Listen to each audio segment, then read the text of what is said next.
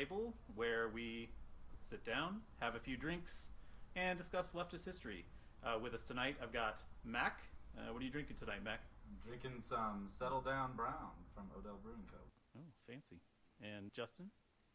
Yeah, I'm actually drinking the Real Peel IPA by Avery. And A-Hop? Drinking Pinner, because I'm a revisionist and I like to keep it the same. And our subject matter this evening, our subject matter expert is going to be Ethan. We're going to be talking about the Soviet space program primarily. What are you drinking tonight? I'm drinking a Coors Banquet, which is known as the champagne of beers. And despite that, though, it is a true proletarian beverage. It is definitely one of my favorite, cheap beers, I guess. Hey, if It's you not want even that cheap. if you want a $3 tall boy, that's not expensive. Tonight I am consuming Devastator Doppelbock by Wasatch Brewery. You know what? I forgot our sponsor. We bought these nice new microphones, and we want to make sure that we can keep them. So SpaceX is our sponsor this evening. Elon Musk, our bro. We're actually doing this from space. From today. space. Yeah, we're Sitting actually in the Tesla car. Roadster. Tesla in space. So anyway, Ethan, what do you got?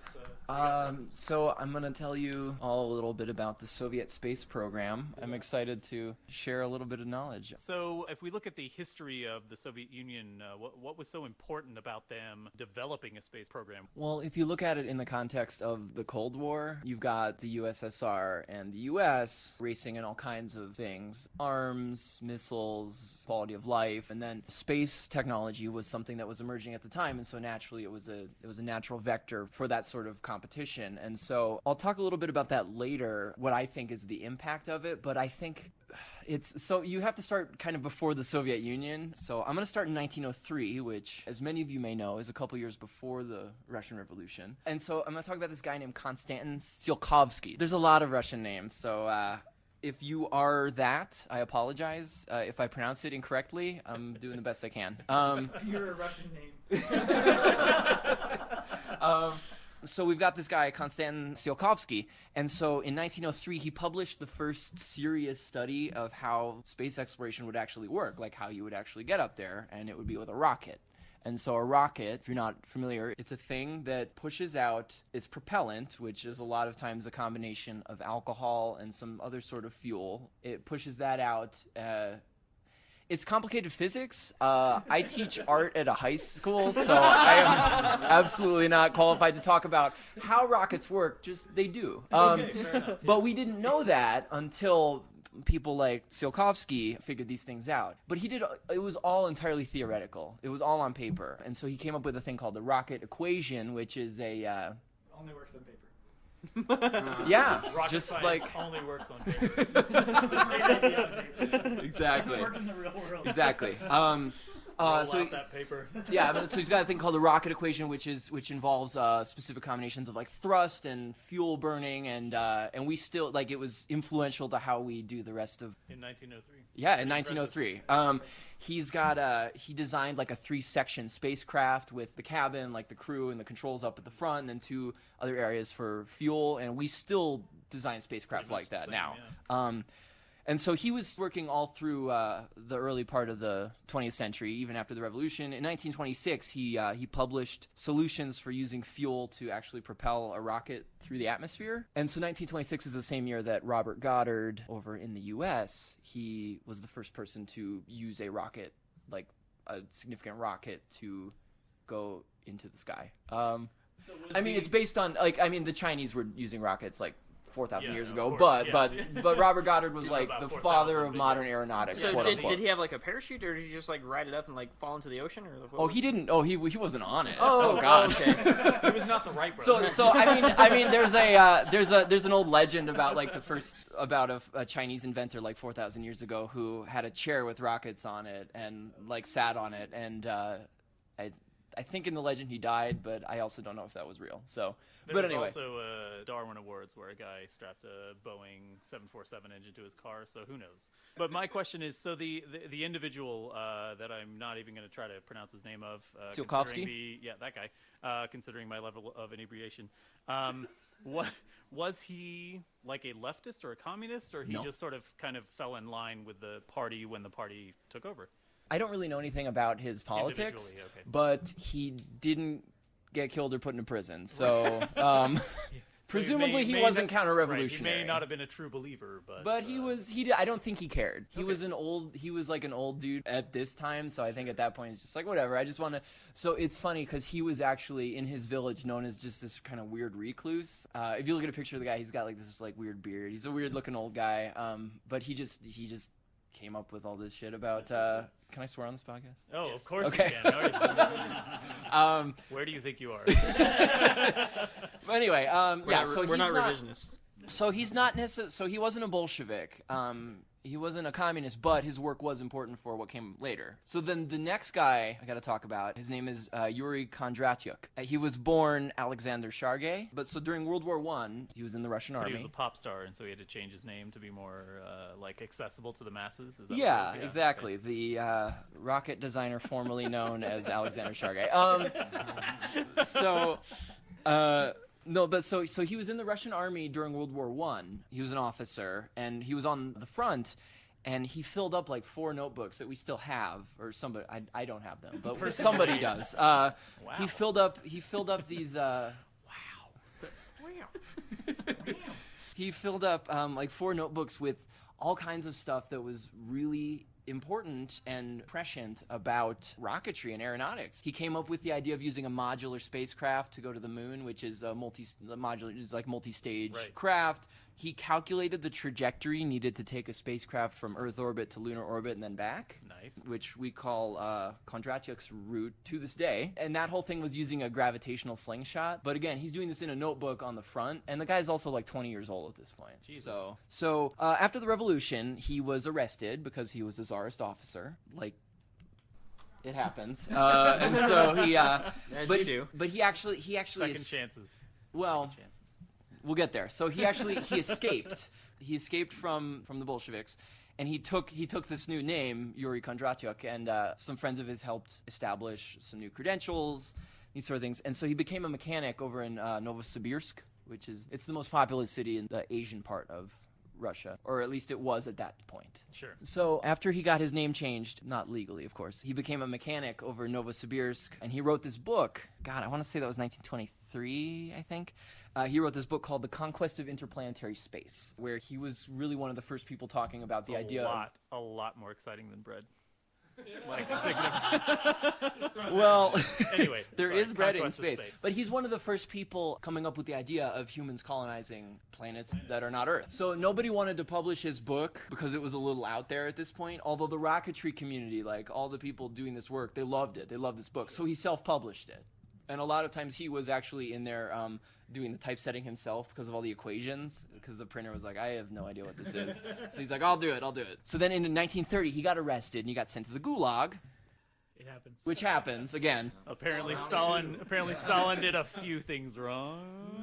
Well, no? But so then they realized that this guy was intelligent, so they sent him to like a research prison. A research prison? These are things that they had. It's sounds like the best prison ever. Stalin has the dialectics in motion. So, yeah, no, it's a research facility. It's just that all the scientists can't leave. Okay, fair enough. So anyway, he got out a year later. Good ass praxis. But anyway, so they let him out a year later, and he was working. He did a lot of really interesting work on like wind power, that whole thing. But that's outside of the purview of what I'm talking about. So then he met Korolev. That name will come back. Just put a pin in that name. But he didn't want to join. Like, he didn't want to... So he was offered a position in, like, the big rocketry research group at the time, but he didn't want to join up in case the NKVD found out that he had changed his name because he was on the lam. I mean, it doesn't make a ton of sense to me because he was already, like, let out of the... Like, are they going to send him back to the... I don't know. Research gulag? Yeah, exactly. They're like, hey, we let you out, but wait a sec, you lied earlier. Fuck you. I don't know. But so anyway, in 1941, he joined the Red Army, and then he died fighting the Nazis in 1942, unfortunately. Go from Redemption. Gulag to Redemption, yeah. fighting Nazis for the Red Army, like volunteering for the Red It's Army. Right. Critical support for gulag, bro. Yeah. So, okay. So one of the things that rocket group I mentioned, it's called GIRD. GIRD, it stands for the Group for the Study of Reactive Motion. It's also Trump's biggest enemy. Hey. Oh man. Whew. All right. So GERD is the study of reactive motion. It was founded in 1931 as a Soviet research bureau that studied various aspects of rocketry, and it was actually the world's first professional rocketry program, which is kind of cool. And so it was headed by this guy named Sergei Korolev. And you'll hear this name a lot later. He's very important to the Soviet space program. But they did a lot of interesting work. I put a pin in him. Yeah, you did. So keep that pin in there. So in 1933, there was the first official Soviet rocket launch, which was the rocket GERD 9. It only went 400 meters, which is 1,300 feet, which, I mean, that's higher than I could go, but it's not, I mean, as far as rockets go, it's not awesome. Do you have Nike pumps? White men can't jump. And then so a little bit later they merged with a different group. They became RNII, which was the Jet Propulsion Research Institute. So then in 1937 they had another rocket that made it 3,000 meters, which is 9,800 feet. That's a little more impressive. But their biggest thing that we'll remember them for is they developed and produced the Katyusha rocket launcher, which was used heavily in World War II. It was a very significant part of the Soviet arsenal in defeating the Nazis. So if we back up a little bit, where was the United States as the next major power in the space race? Where were they as far as launching rockets and the relative size? The space race was not a thing at this point. Sure, there's not. You're talking yeah, about, no. You know, this rocket went Right. 3,000 meters or whatever. Is that They had a something bazooka. I mean, they had an RPG. there was not. There was some research happening, like mostly with military stuff. What was the extent of Goddard's contribution as far as? He was doing research his whole life on rocketry, and he made a lot of. I don't have the specific. What about names our of his sponsor things. Elon Musk? Did he at this point So have a at rocket this that point, had gone into space? he was developing. He hadn't even been conceived yet, but this is No, how much of a genius no, he was. you don't He understand. already had a- He's ageless. He's been with us always, and He just now decided to reveal himself. Oh, exactly. He's a sparkle in the eye of the eye of the eye. May he reign for the next 1,000 years.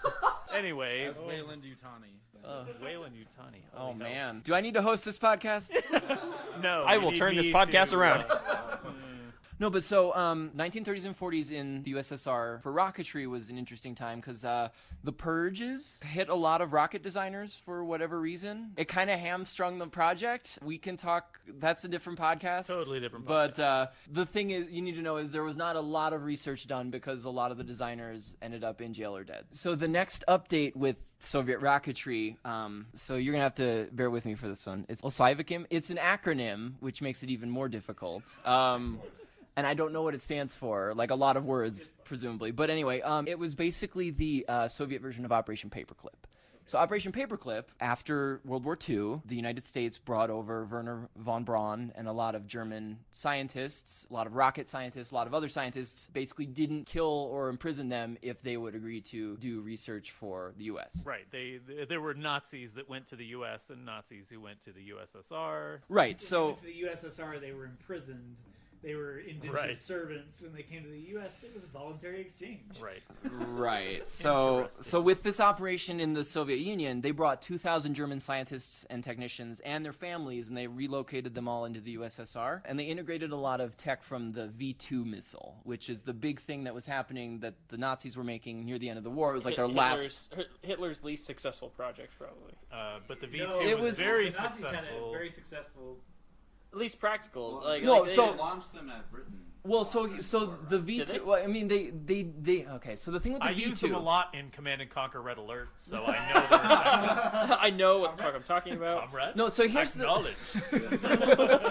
No, so here's the thing about the V2 is that it was a very advanced rocket. Right. Werner von Braun was a genius. It was a very advanced rocket. It was the longest range missile up to that point, the most powerful. It had an onboard navigational computer system in the 40s, which is wild, but it was also ludicrously expensive. And actually, I mean, the Nazis built them all with slave labor, and the body count of building them is higher than the number of people killed with them, which is wild. So the Soviets, when they occupied Germany after the war, they took the V2 manufacturing plants, they got a lot of the technicians, and so they integrated a lot of this tech. And they ended up releasing most of the German scientists between like 51 and 53. But so the V2 was very important to the Soviet rocketry program. So you can take that pin out because we're going to talk about Sergei Korolev now. You can pull out now. God damn it. No, so Korolev, you could basically call him the father of practical astronautics. If you had to name a single person who did the most for Worldwide. space stuff, just of all time, In like the general, most influential human being of all time. Whoa. No, I'm kidding. I'm kidding. No, but definitely the most influential person in terms of space is probably this guy. So he was an aircraft designer in the 20s. He was the head of GERD, which we're talking about, and he was the deputy chief of the RNII, the successor. When he was working there, he supervised work on like cruise missiles, rocket stability using gyroscopes, a lot of mostly military application at this point. But there was a war happening, so it's kind of challenging to find Yeah, it's challenging to divert resources to space exploration when you've lost 25 million of your citizens. Sure. As the USSR did. Right. So this guy, before the war, actually in 1937, he got arrested by the NKVD. And so he was accused of, I've heard two conflicting stories. He was accused of either slowing the work of RNII intentionally or funneling money from agriculture programs into like rocket stuff. And so he was named by the heads of RNII who had been arrested earlier that year. So who knows if that was... There's any sense to it. Yeah, who knows? But anyway, he confessed after some enhanced interrogation. Enhanced. I use that imperialist jargon. They tortured him, Okay. unfortunately. And they sent him to prison, and he wrote letters to all kinds of people. He wrote a letter to Stalin saying, hey, listen, this is bullshit, please let me out. So after Yezhov, who was the head of the NKVD, again, that's a whole nother episode. After he was ousted in 1939, the new chief retried Korolev, but Korolev was in a gulag in the far east of Siberia, and so they didn't receive word This is that... really harming my position if Stalin did nothing wrong. So, I mean, Yeah. it's critical support for Stalin. No, Here's I'm the thing. joking. There are definitely some things that Stalin did wrong. Yeah, I mean, we should do an episode on... Yes, and definitely The things Stalin did wrong. The whole fucking point of materialism is that we look at things and we go, okay, well, that worked and that didn't, and maybe imprisoning rocket scientists who might have potential information that might improve the Soviet war effort as well as space race in the future, maybe not the best choice. Just saying. Right. Yeah, so the new chief of the NKVD retried Korolev, but he was in a gulag, like, way in the far east of Siberia, so it actually took a little while for the word to reach him, and by then he'd lost most of his teeth from scurvy, which Yikes. is... Yeah, it was, That's a bad thing. it's not great. It's not great. And so anyway, he ended up... They moved him to one of those, like, research prisons. Critical support for lemons. Hey, I feel comfortable saying uncritical support for lemons. Critical support for citrus. Okay, anyway. Yeah, grapefruit is sometimes it's a little weird.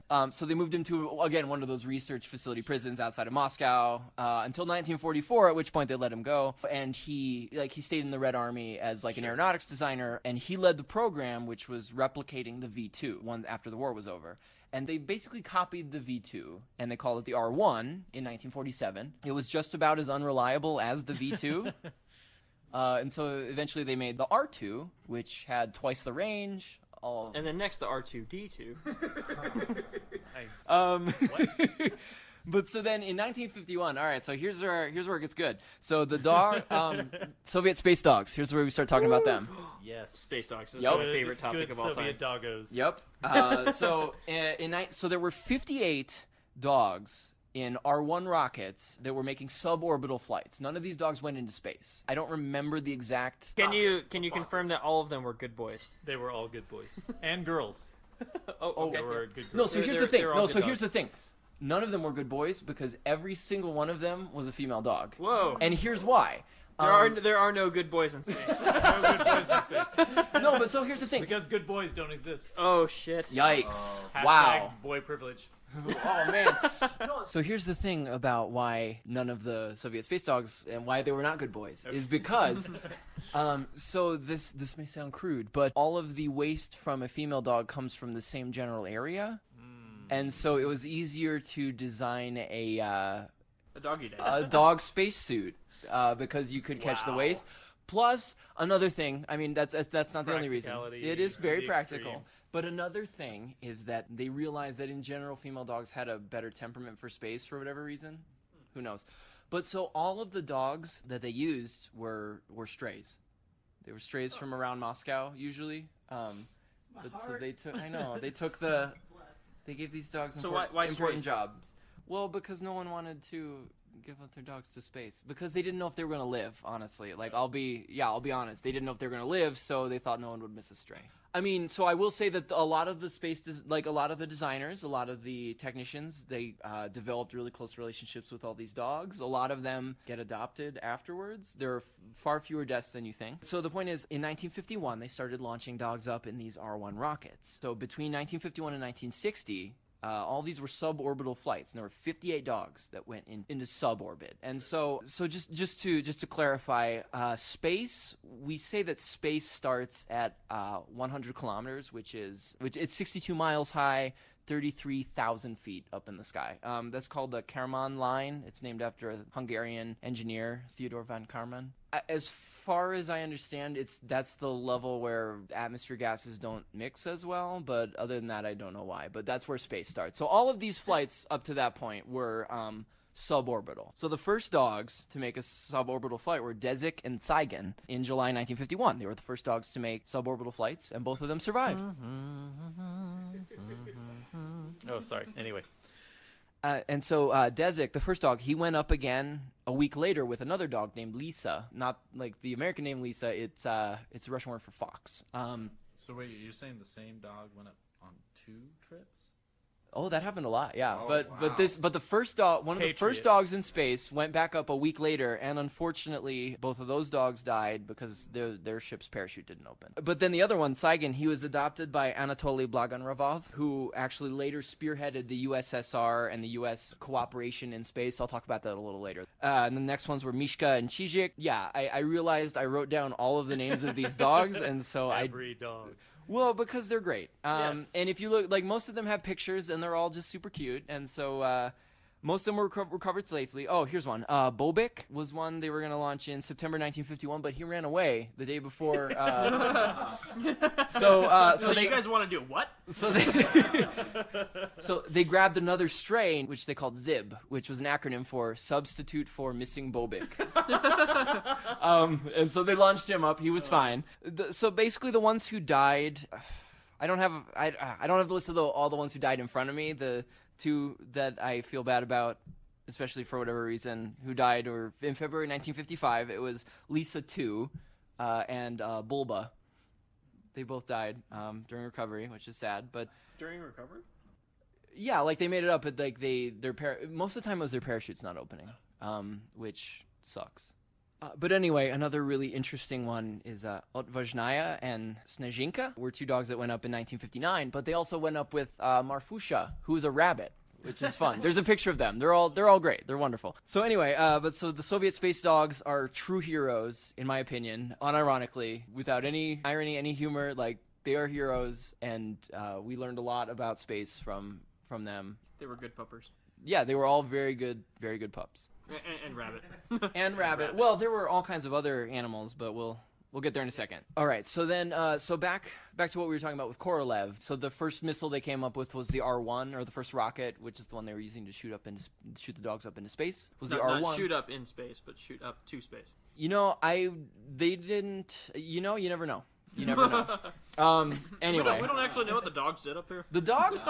So the dogs actually had these really fun dog spacesuits, like dogs pressure suits with like a glass bulb. It's very cute. It's great. No. Well, because they had very specific specifications for all these dogs, so they could reuse the things. They were between like 2 and 6 years old. They wanted the health of a dog younger than 6, but the temperament of a dog older than 2. They were all certain colors. They were all light colors or mixed colors, so that they could have pictures from inside and they would show up. Black and white. Yeah, exactly. You don't think about that right these days, but that was the thing. But yeah, so because they would reuse a lot of the pressure suits.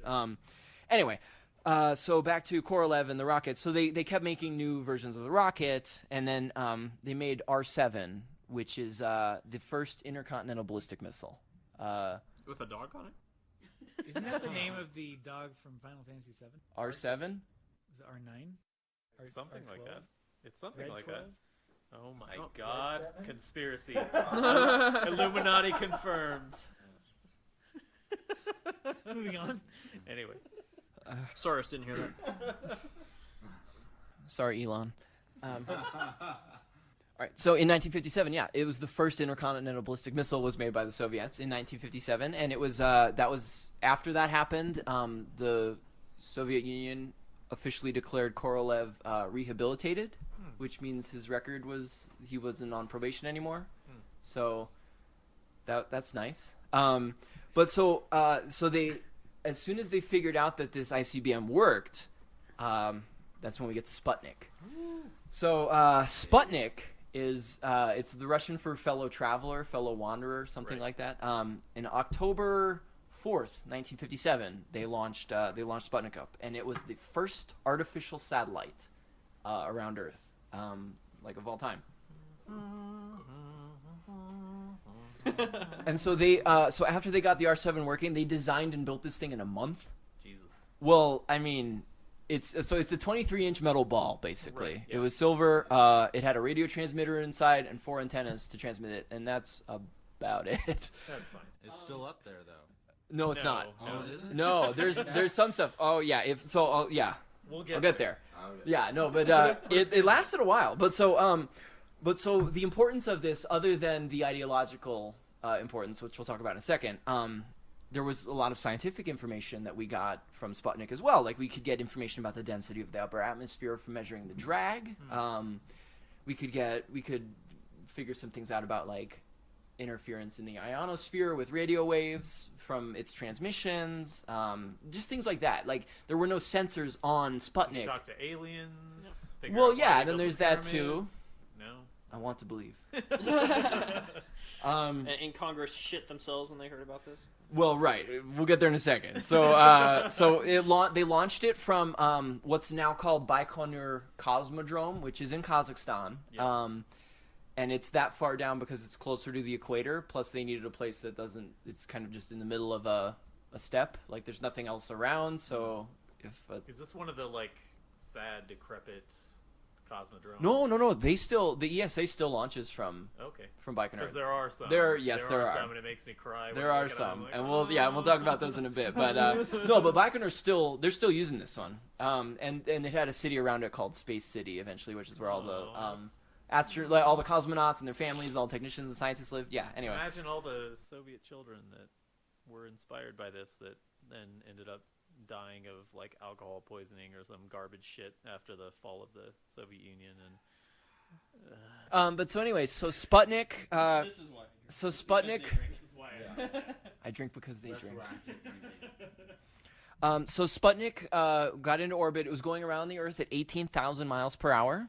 And it orbited for 3 months before the orbit decayed and it burned up in the atmosphere. A year before, I think about a year before Sputnik went up, the U.S. and the Soviet Union said within a month of each other, we're going to put a satellite in orbit. And so then the Soviet Union put Sputnik into orbit, but they didn't tell. Like it was all completely secret, and that's the thing I'll talk about in a little bit about the secrecy of the program. They only ever announced things when they were already happening, like successful. So they were like, "Oh, hey." They had a broadcast. Hey, just so you know, we have a satellite and you can listen to it because Sputnik's main thing was it just had this. It was transmitting this steady beep, and I hope they'll edit it in. But it's just a very steady beep, and you could pick it up if you were just like an amateur radio operator.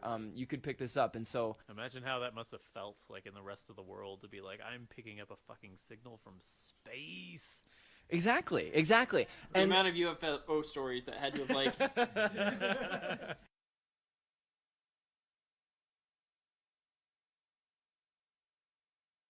There's no way the Soviets beat us to putting a satellite in orbit. It must be aliens. Well, exactly, and so the interesting. I mean, there's a million interesting things about this, but in terms of ideology, there's actually a thing called the Sputnik crisis because the U.S. was freaking out about Sputnik being there. They were like, is there a nuke on there? Are they gonna bomb us? Like, can they bomb us now? But also, it was just sort of the shock of, oh my God, they beat us. And so Eisenhower actually gave a speech where he was saying he basically said these three things. He said he was saying to everybody, listen, the USSR has surpassed us and the rest of the free world, quote unquote, in scientific and technological advancements in outer space. The rest of the weights slave world. Yikes. And then the second thing was, he said if the USSR maintained this superiority, it might use it as a means to undermine the US's prestige and leadership in the world.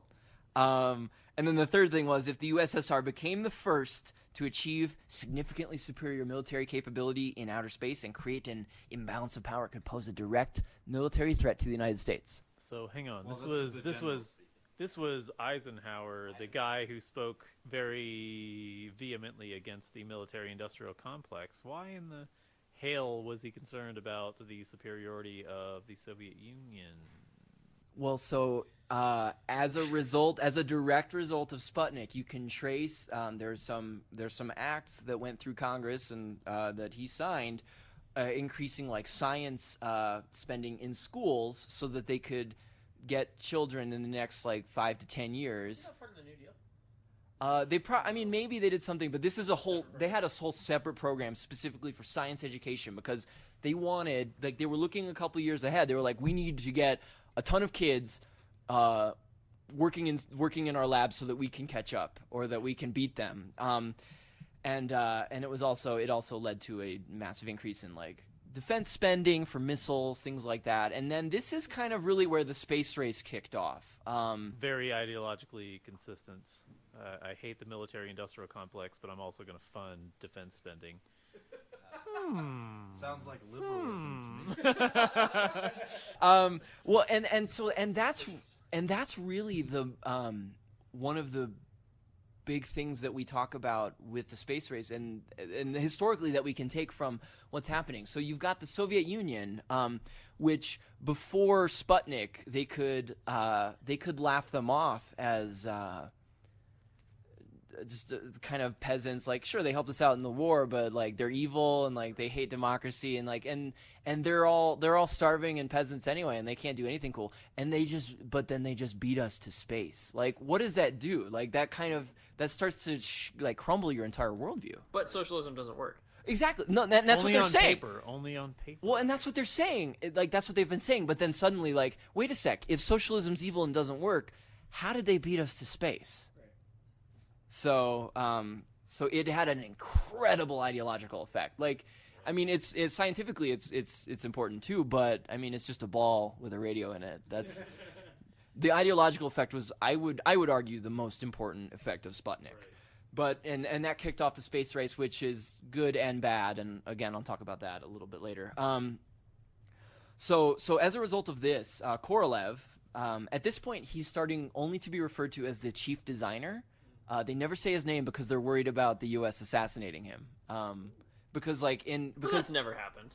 Well, I mean, yeah. The U.S. is a democratic, it's not like free people, and they don't want to suppress anyone. They want to allow in the marketplace of ideas. Right. I mean, it's not like in the marketplace of ideas, the good stuff rises to the top. Right. Of course. Yeah.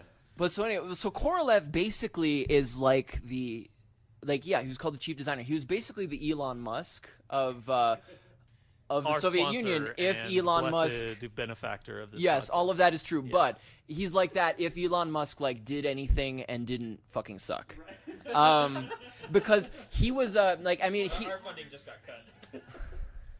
Well, that's what the Patreon's for. No, but so Korolev was an engineer, so like he knew a lot about aeronautics, he knew a lot about rocketry, and like it was his dream, his drive that helped him inspire like all the people who worked for him. I mean, as far as I can tell, everyone who worked with him thought he was charismatic, passionate, demanding, but driven, and other people wanted to be driven as well.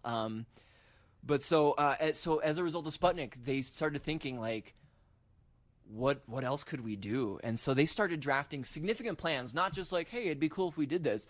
Significant plans for sending people to Mars, and like, because they were coming up with ideas for like closed loop life support systems, electrical rocket engines, launches from orbital space stations, all these things. Luxury, gay, space, communism. I mean, yeah, it was basically that minus the gay, unfortunately. Oh, but yeah, like, you're right. Oh God. Stalin did do at least one thing wrong. Bummer. But no, but they had their eyes like on the stars. So the U.S. the Apollo program was great. Like I'm proud of the things that not proud because I'm American. I'm just like proud as a human of like putting a person on the moon. Like that's great. I'm proud of the things the Apollo program accomplished. But that was really all the U.S. was. That was as far as they were thinking. They were like, once we got on the moon, we're good. But that was the only thing that they did. Exactly. As far as like the first thing that they did. Yeah, there were a couple Everything other else, little things, but like they that was. They put somebody around the moon. Well, and we talk about. I always had the idea that the U.S. won the space race because we. As a child, yeah. Yeah, exactly. That's like what I grew up. that's what you're taught growing up. Right. Well, so I'm gonna blow your mind in a few minutes with all the firsts that the USSR All right. did. Drop some science. Right. But so basically, like you can argue that you can talk a lot about the Soviet Union at this time and like how it was constructed in the bureaucracy. Like they may have been bureaucrats, but they were bureaucrats who dreamed incredible dreams. Like it was wild. So after Sputnik, the next thing that happened was we started.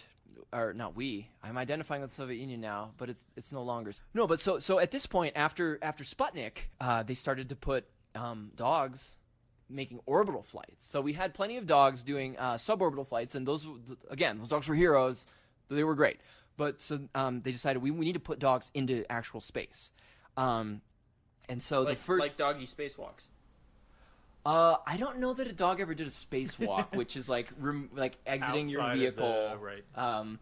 They put them into space. I don't know if they did. I don't think the dogs did, just because The logistics would have been. it's challenging to get a dog to follow specific like safety instructions for those sorts of things.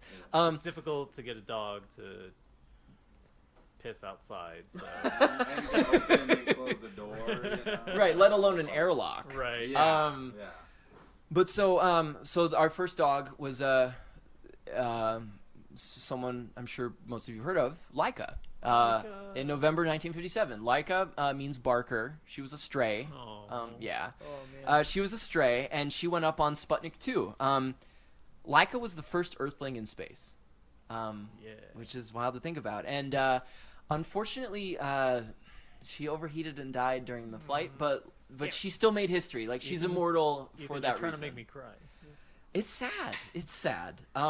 The original doggy martyr. Yes, it's awful. Maybe not the original. Well, but... and so here's the thing. One of the lead designers, specifically on the Laika project, his name is Oleg Gazhenko. He said, "Listen, I don't think we learned enough from that specific mission to justify her death," and he feels really bad about it. Right. But she was the first, and in that she's immortal for that reason. Right. It's sad, and maybe they shouldn't have done that. I don't know, but Laika did nothing wrong. Laika absolutely did nothing wrong. Laika is a hero. was a good girl. Yes. And then so the next ones we had Bars and Lishika in 1960. They didn't make it into space because their booster exploded on the launch pad and killed them both. So that's not great. But it's not all bad. The next ones were Belka and Strelka. A month later in 1960, August 1960. They were launched up. They spent a day in orbit, and they were safely recovered. And so they're also on that ship, also in that capsule, there was a rabbit. There were like 40 mice, a couple of rats, a bunch of flies, some fungus, some plants. They had all kinds of stuff in there just to test all the stuff. What would happen. But everything made it back okay. And so all of these, they were the first Earthlings to go into space and return alive, which is awesome. And so Strelka actually had puppies with another space dog named Pushak, who this is a male dog, so he never went into space. They were bred space puppies. Well, yeah. So there were a bunch of these space puppies, and Khrushchev actually gave one of these. Why was pups, he a space puppy if he didn't go into space? Like they would use him for tests on, okay. like dog tests on the ground. Like he was still like a space dog, he just never got to go Okay. up. And so Khrushchev gave one of these. Not all male dogs. He was the one good one, as well as my male dog that I have at my house. He's good too. So Khrushchev he actually gave one of these puppies that was named Pushinka, which just means fluffy in Russian, to JFK actually. Oh, I do know. Yeah. I know something. So that's kind of fun. And then that dog had puppies with one of JFK's dogs, and like the descendants of this dog are still around. It's great. So, one quick question. Third way dogs. Why is the USSR so much better at naming dogs than anybody I've ever heard of? I don't know. I mean, if you look at some of the Fluffy, animals, Barker. if you look at some of the animals that were that the U.S. sent into space, it was mostly like monkeys and chimps. The first monkey in space was actually, her name was Miss Baker. And she's That's awesome. pretty good. She made it like she went up and they've got pictures of her. She's I don't know what kind of monkey, but just this little monkey. And she's great. I just imagine that monkey like in the spaceship with like an apron on and like a pie, like a hot pie in the window. No, but I mean, I feel comfortable saying that just like space animals in general, regardless of nation of origin, are Miss just like Baker awesome. did nothing wrong. Exactly, and then like the Critical first support for Miss chimpanzee. Baker. Well, so here's a little. This isn't about the Soviet. This is about the U.S. space Unconditional program. support from Miss Baker. Unconditional support from Miss Baker. And so here's a little sidebar about the U.S. space program. There's I think it was the first chimp they sent up. His name was Ham the chimpanzee, and so they were training him with little electric shocks, unfortunately, to like Yikes. press the right buttons. Okay. And so the story is that when he went up into space, the system was malfunctioning, and he kept getting shocked always, but he still pressed the right buttons, and he made it back alive. Oh. Critical support for him. Ham the chimp, Astro chimp. Yep, that's good. Anyway, so I can't imagine how scary it must be to be like a chimp that has no idea what's going on. All of a sudden, Oh, you're on I a know. fucking rocket You know, and you're I'm in supposed space. to be pushing this button. and Why you're- am I you're just- getting shocked still? Yeah. Why? The U.S. sucks. so there's another good one. I feel like that whole like experience is a metaphor for wage slavery.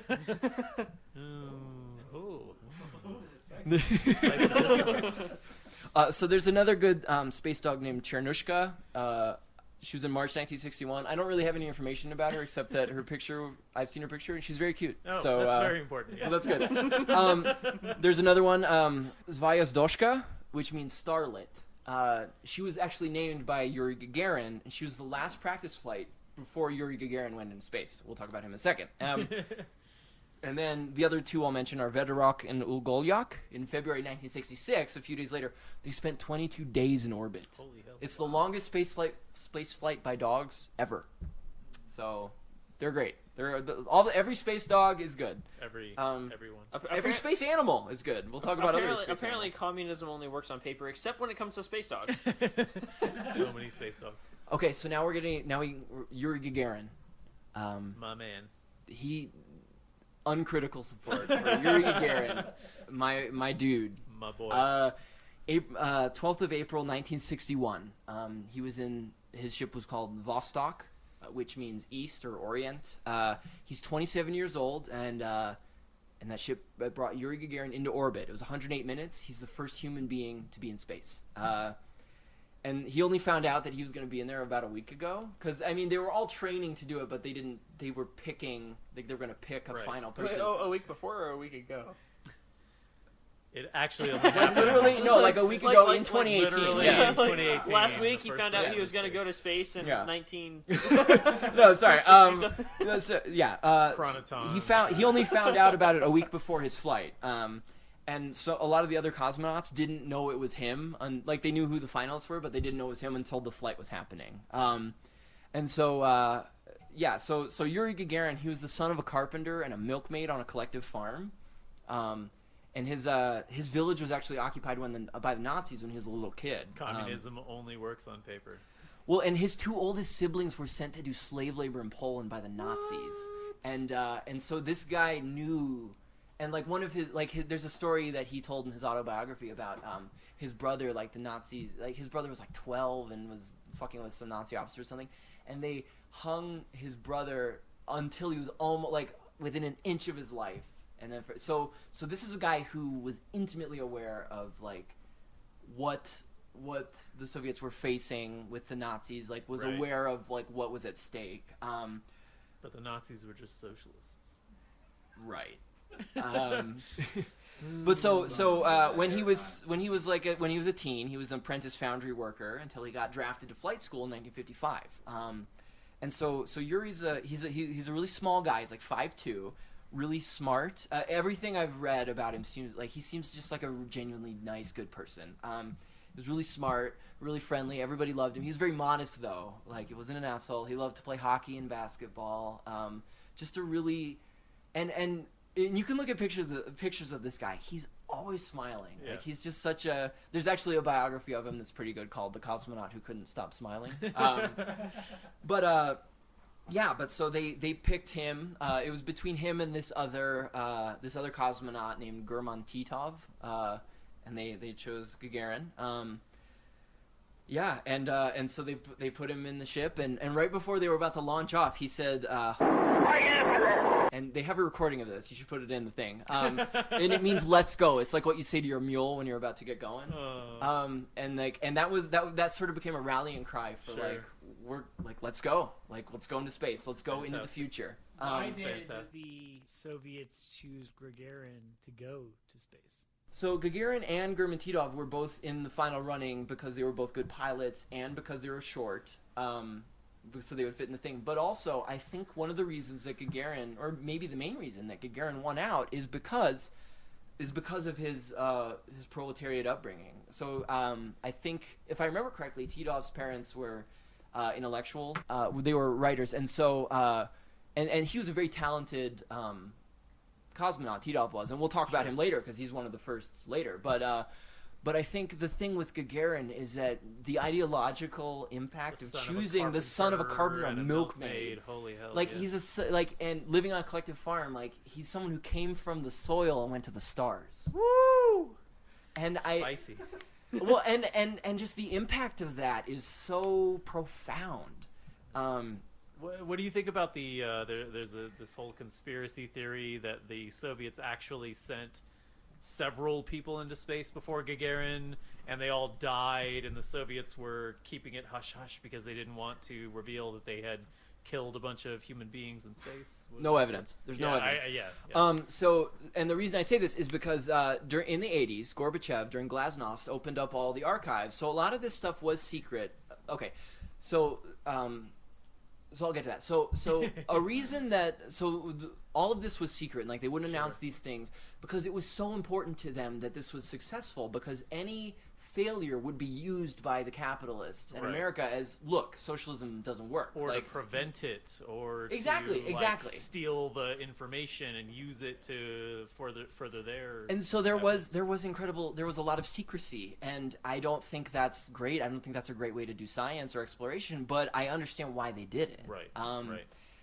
And so, but anyway, so in the 80s, Gorbachev, he opened up all this information, and you can look through it. Like if you go, I think you have to go to the archives. Some of it might be online, but it's probably in Russian. You can see like these transcripts that people were basing these rumors off of, and it was a lot of times it was they were basing these things off of voices that were heard before Gagarin went up, like transmissions that they thought came from space. Right.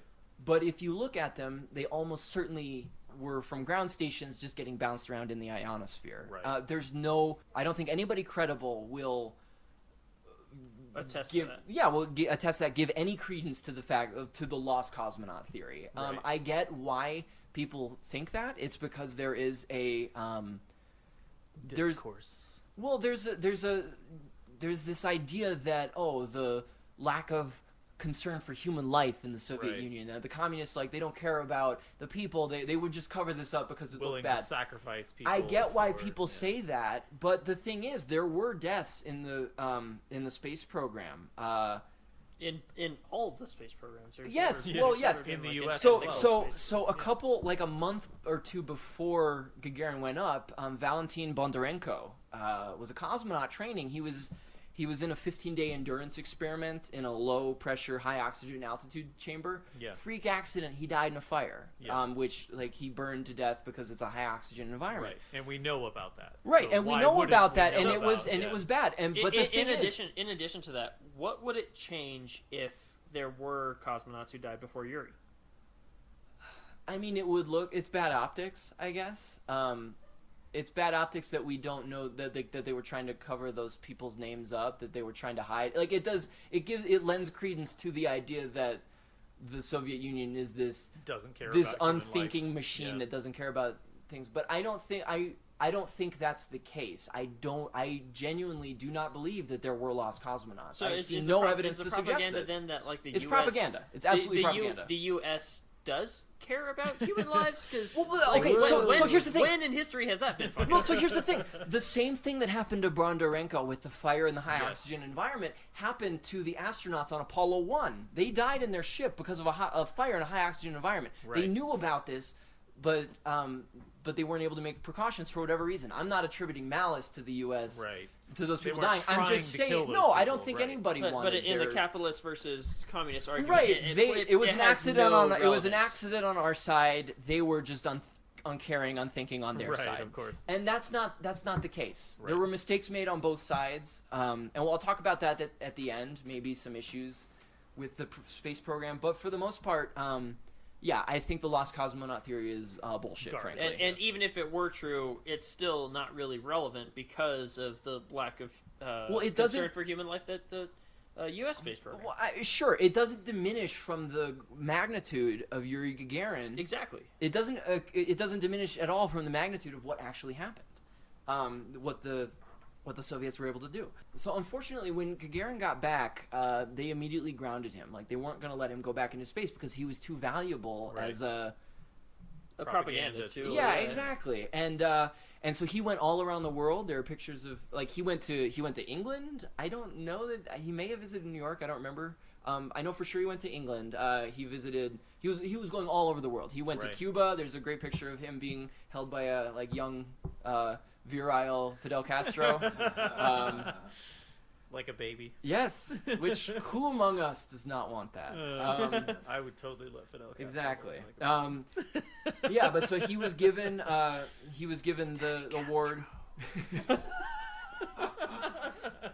He was given the award. He was awarded Hero of the Soviet Union by Khrushchev, who was actually a big supporter of the space program for, I think, mostly its military impacts, but he was a big ally of Korolev and the program. Khrushchev was.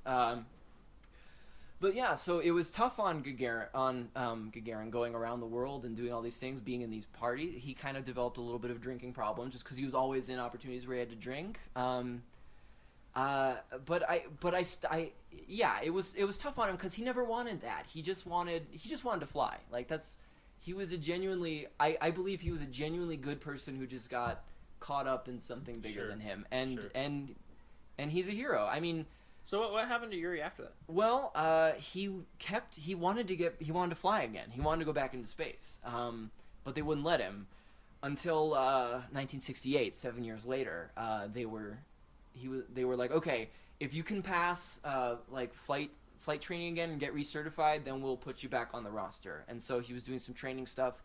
In March 1968, during a training flight with one of his instructors, their jet crashed and they both died.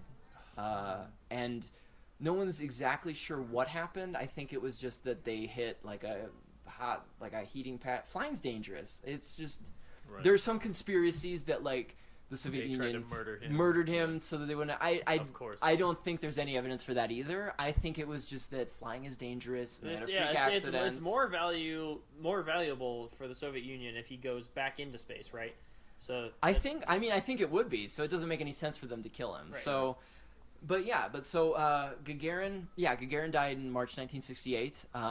He was, he would have been 34. Yeah, way too young. But I love Yuri Gagarin. Everything I read about him, he just seems like a very genuine human being, and he was the first in space, and he was not a complex like haughty man. He was a kind and humble guy who again.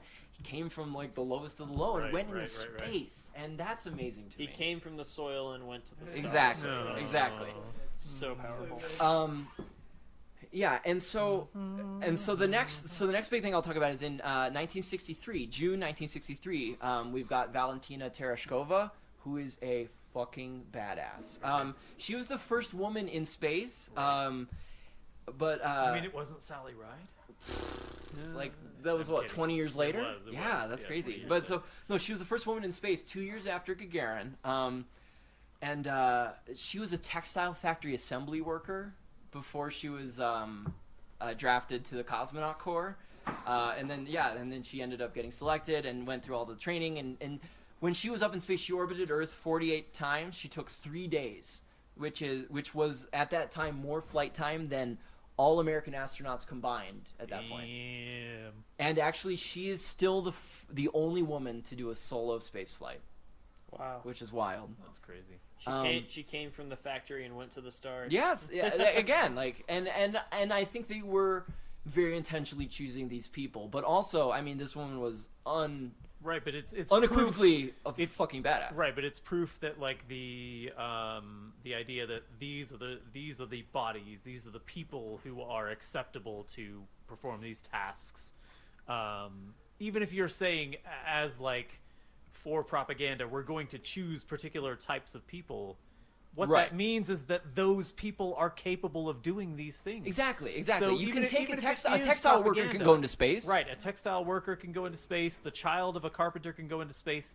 The idea that you need some like highborn, Harvard-educated child of upper middle class parents, those are the only people who can jet fighters for right the past those 15 are the only years. people who can do these things is garbage. So which even if is it what the USA does right now. That's even if it NASA is only hires like highly educated astronauts who have flown fighter jets for several years. But like even if this is a propaganda move, the point is that you can we started at the bottom, now we here, it doesn't really matter. Like you can be a textile worker. And so then what you're telling me is that the USSR was a land of opportunity. Oh, yes, it was. Yes, indeed. So here's the thing.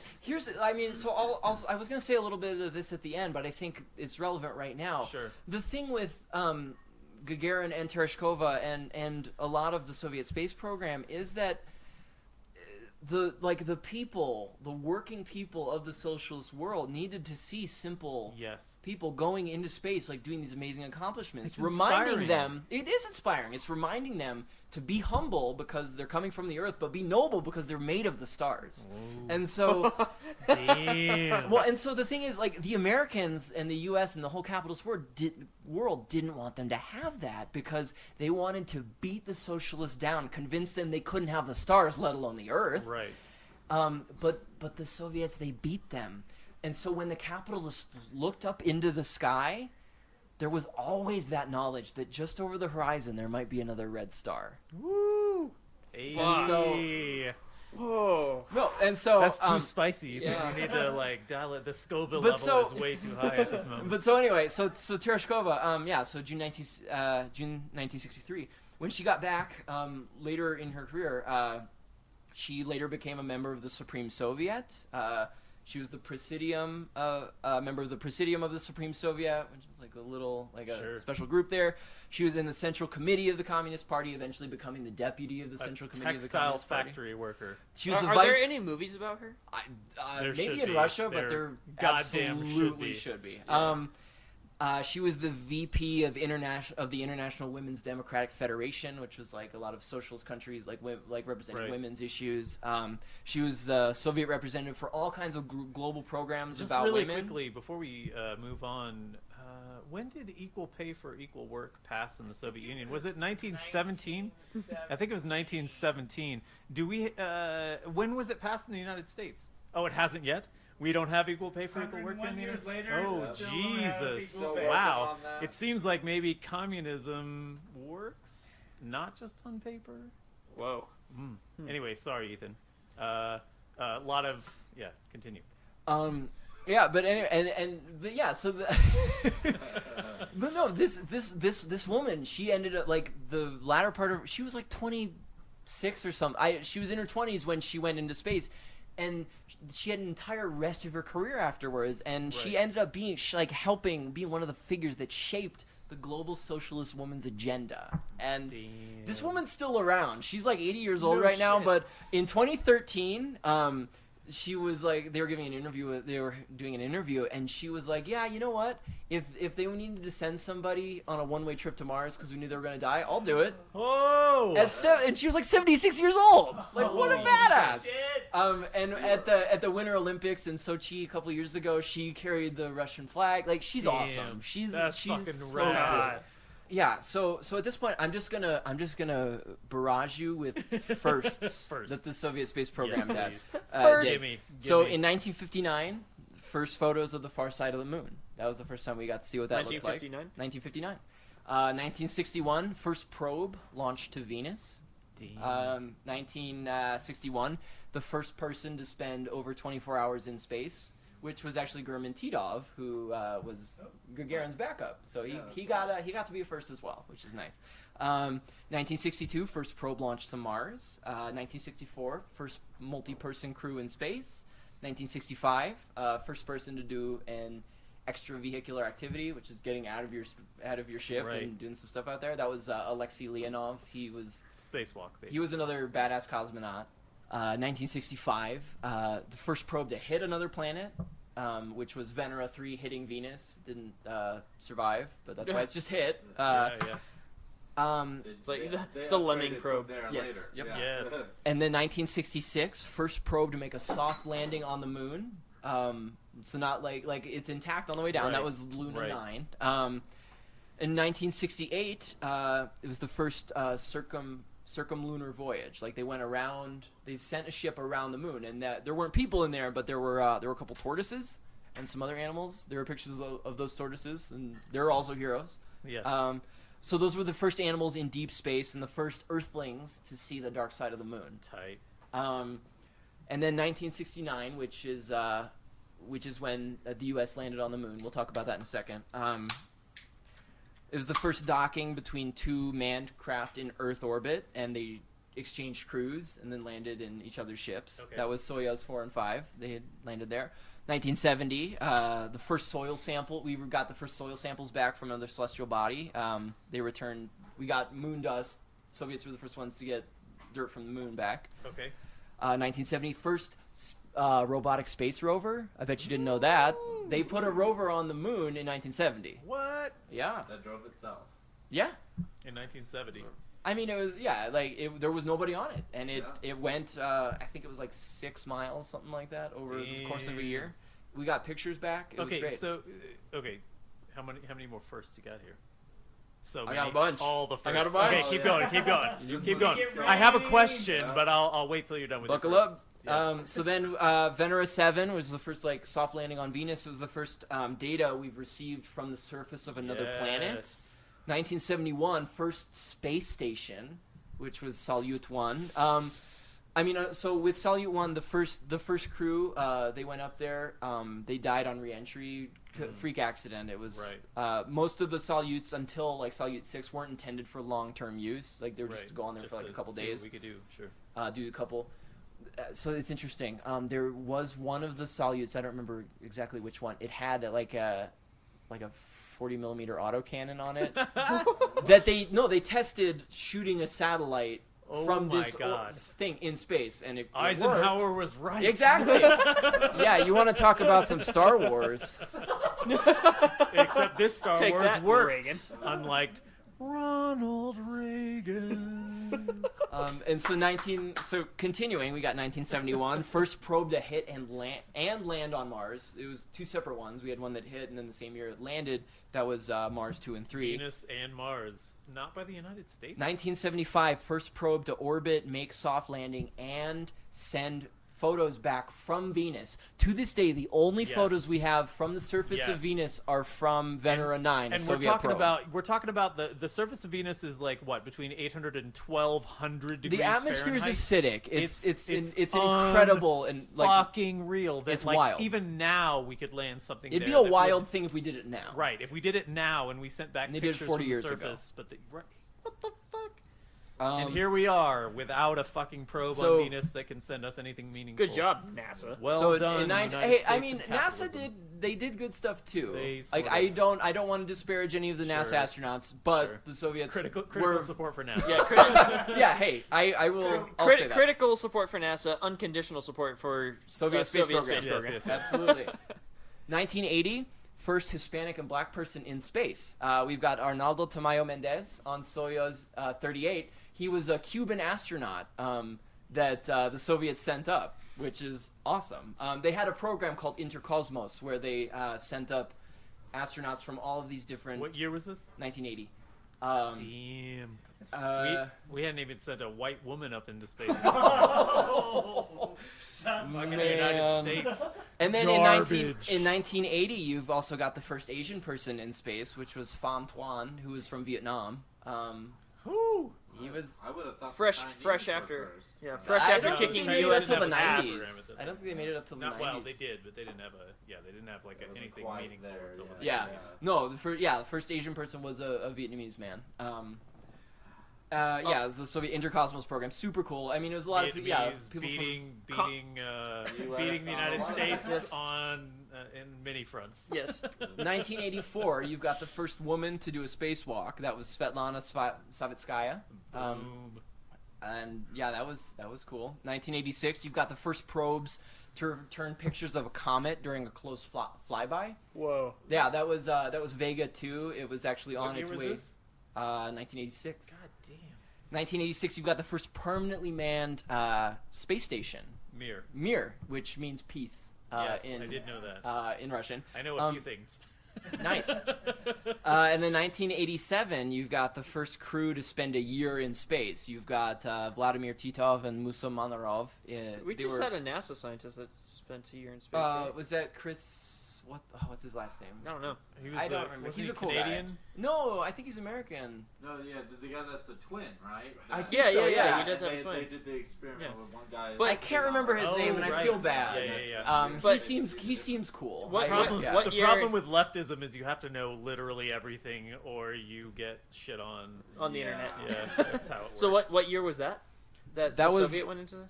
Oh, Spent a year? the year in space, that was 1987. It was these two guys. Fuck. They were on Soyuz TM4, and then they spent the rest of their time on Mir. God damn. Yeah, and so and those were all the firsts. Okay, Mir came down in 2001, I think. But Yeah. actually, the Salyut space stations, that whole idea of like they were made of modules where they would Right. connect a bunch together. That's the same idea that they used later for the For the International Space International Station, Space which Station, right. is obviously currently in space. Okay, so we're talking about firsts, and I do know a little bit, just a smidge, about the Soviet space program. When the Soviets sort of recognized the fact that the U.S. was probably going to get to the moon first, because they were both racing to put a person on the moon, that is the point at which the Soviet Union diverted away from trying to get a lunar lander put together, and then focused all of their attention upon space stations. Do you think that was a good move? Do you think that was like because then again, like they literally had all the firsts up to that point. Do you think it was good to go ahead and be like, okay, we're going to win putting a space station into orbit? Or do you think they should have focused on something more like, let's do something else on the moon? I mean, what's they the... didn't have all the first because the U.S. also had the first man to orbit the Earth. Yeah, Yeah. that's true. But mostly, I mean, in a... Yeah, John Glenn was the first. John Glenn was the first around the Earth, right? So it's hard to say. So the thing there. Okay, so there were plenty of failures Right. with the Soviet space program. I'm not going to sugarcoat it and say it was perfect and amazing. Right. A lot of people But it do- was perfect and amazing. Well, right. I'm I mean, kidding. setting aside the fact that it was perfect and amazing, it wasn't perfect and amazing. You've got so the problem is that you've got there's a lot of things happening at the same time. Right. You can't just look at the Soviet space program in isolation. I mean, you have to analyze it from a materialist perspective. You look at what's happening in history, you look at the Cold War, you look at the arms race, and while I personally feel I feel a lot of regret about like the arms race and thing. I think that was bad for humanity. I don't fault the Soviet Union for doing any of that, because what they're doing is they're countering the United States from taking over the world. Right. I unironically believe that, and Which they're still trying to fucking do.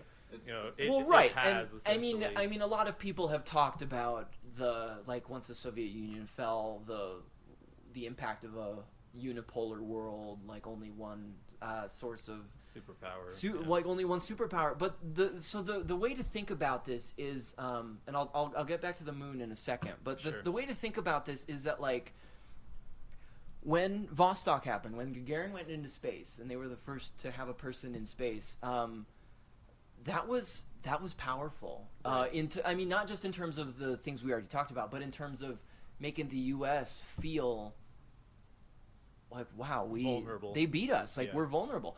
The science fiction author Arthur C. Clarke, he said that on that day, the U.S. became a second-rate power. I mean, I don't think it stayed. It wasn't like that for a while, but for a little while, for a while, like, the U.S. was trying to catch up. Right. And so the thing you have to look at, so there were a lot of mistakes made with the specific the Soviet, like, lunar programs. There was a rocket program called the N1, which it was this giant rocket, super expensive. It blew up on the launch pad 4 separate times. It was underfunded. It didn't work out. It was rushed. Like SpaceX, Elon Musk's first several rockets. Well, so the thing with with this is that not our sponsor Elon. It was a different Elon Musk, right? A separate SpaceX that had our sponsors Elon Muskovich. Elon Muskovich. No, so because we're Elon Soros. We're really into being sponsored by Russian oligarchs on this podcast. The moon was actually Korolev, the chief designer. That was his his baby. He wanted to get to the moon, and so he was trying so hard. And I think if he had, like, he ended up dying of colon cancer, I think, in 1966, if I remember correctly. But, like, sounds like Soviet oppression. Well, I mean, some people are saying that maybe they killed him. Oh my god! Everything has a anytime, goddamn conspiracy. anytime anyone dies or Soviet anytime Union, anything it's a happens, conspiracy. anytime anyone gets a flat tire, there's a it's a conspiracy from I the was Soviets. making a joke, but apparently there is. Some people have said that. I've seen that. I've seen that argument. No, he died of colon cancer. He was old. He was like, I mean, he wasn't that old. He was 66 or 60.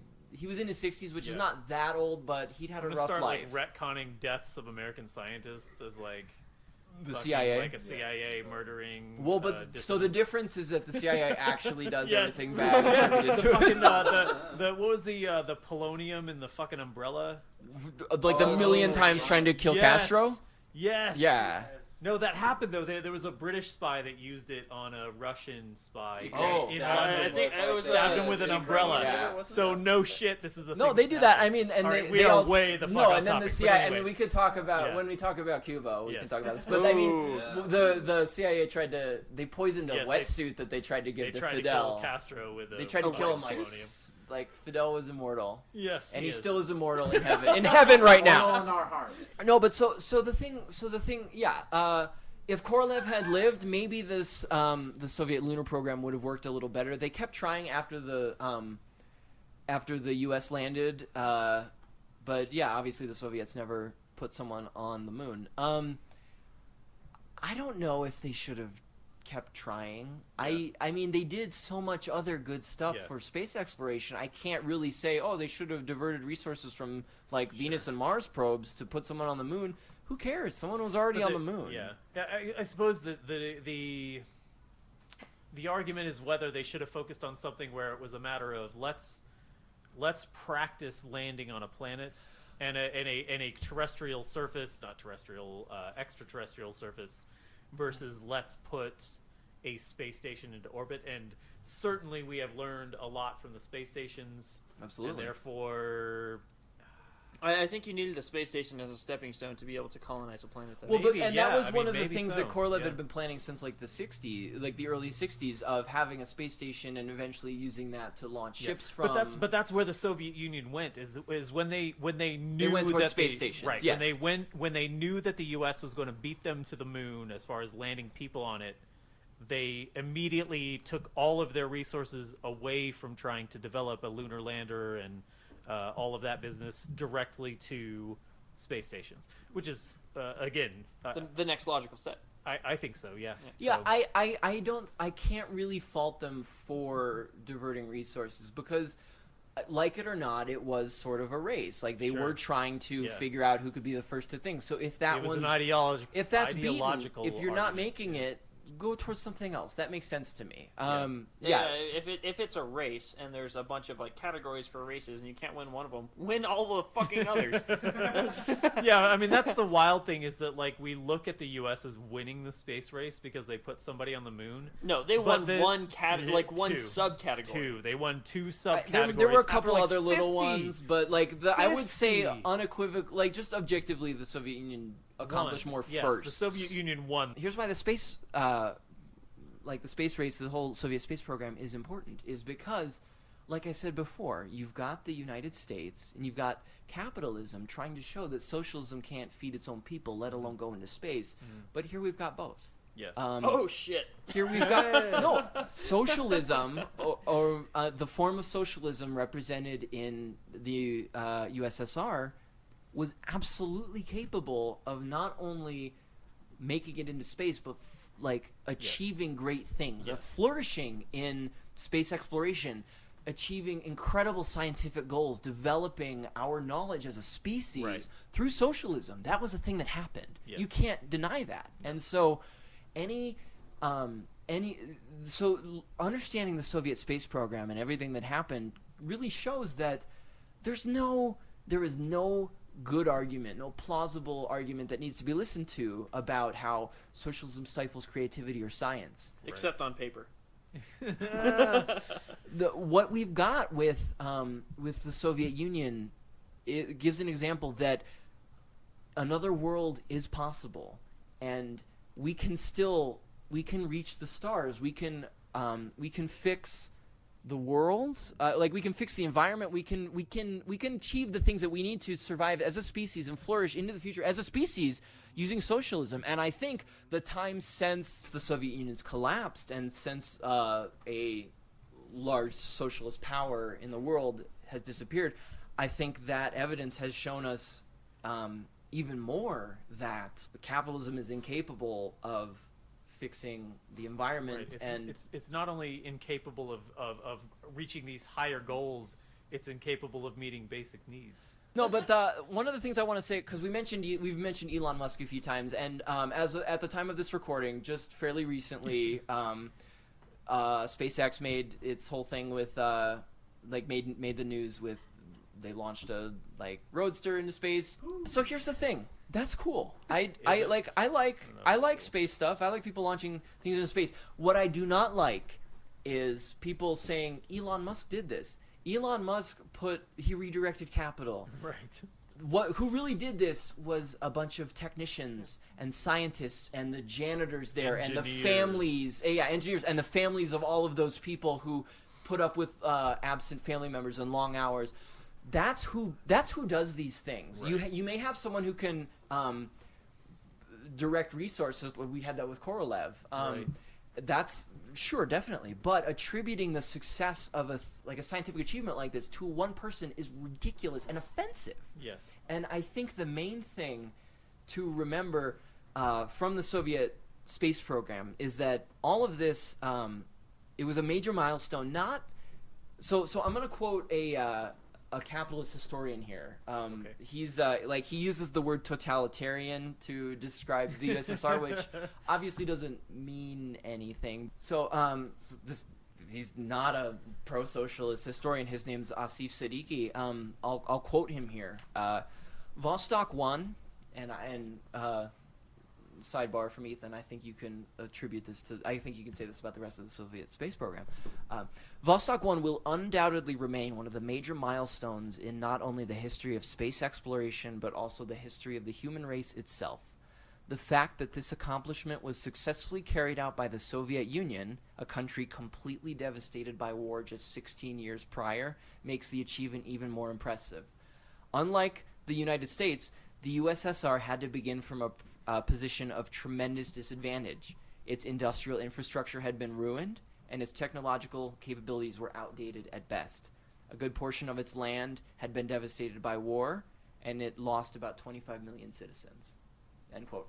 So I think the thing to take from that is that in 1916 and most of 1917, the Soviet Union, or Russia at that time, and the various parts of the Russian Empire are feudal peasant worlds. There's no, I mean, there may be some basic industrialization, but it's not capable of anything like this. The United States had been industrializing since the mid-19th century. Right.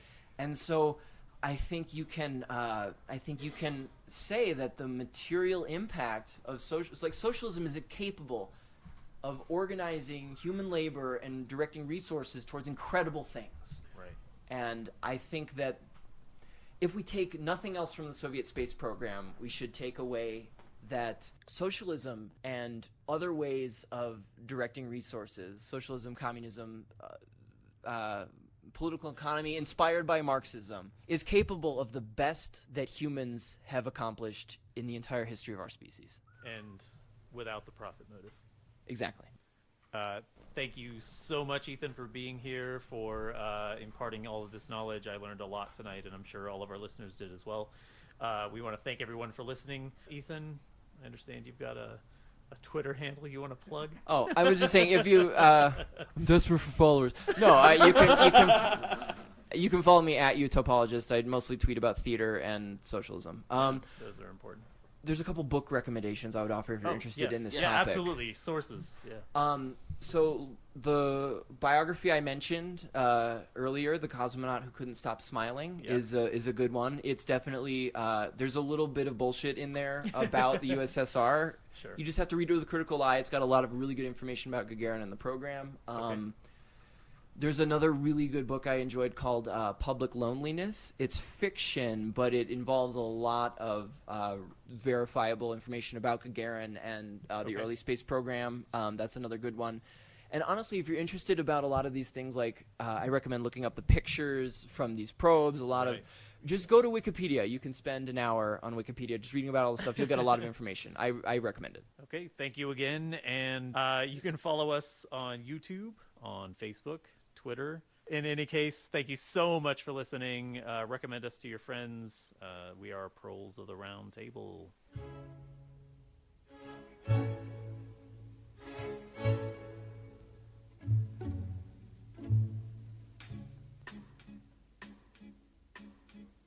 Звезды в степи вновь зацветут незнакомым огнем.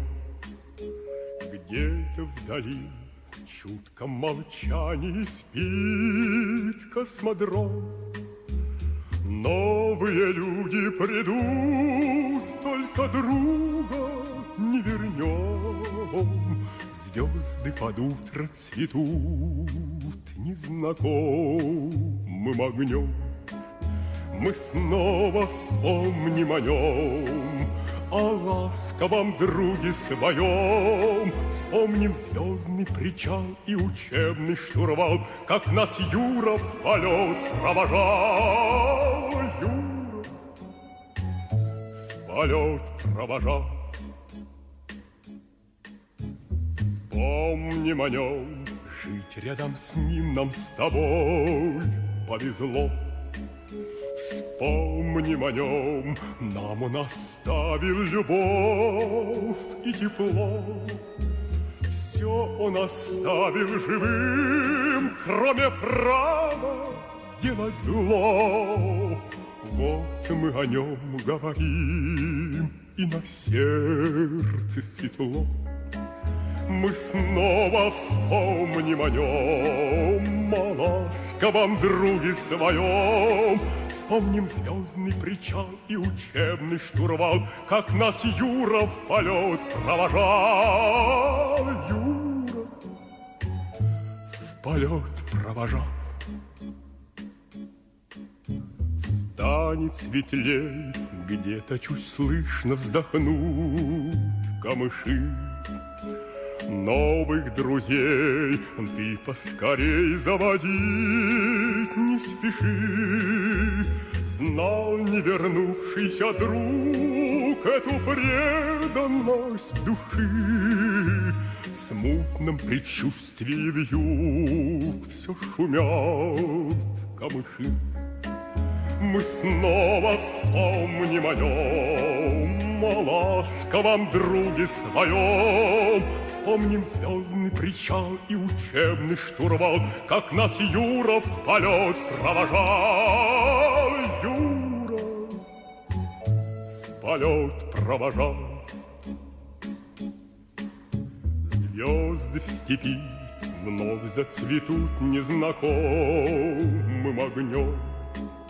Вся наша жизнь, как бесконечная память о нем.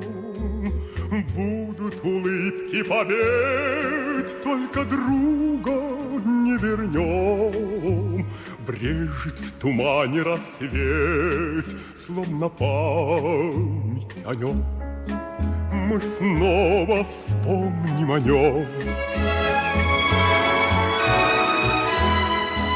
Помним звездный причал и учебный штурвал, как нас Юра в полет провожал. Юра в полет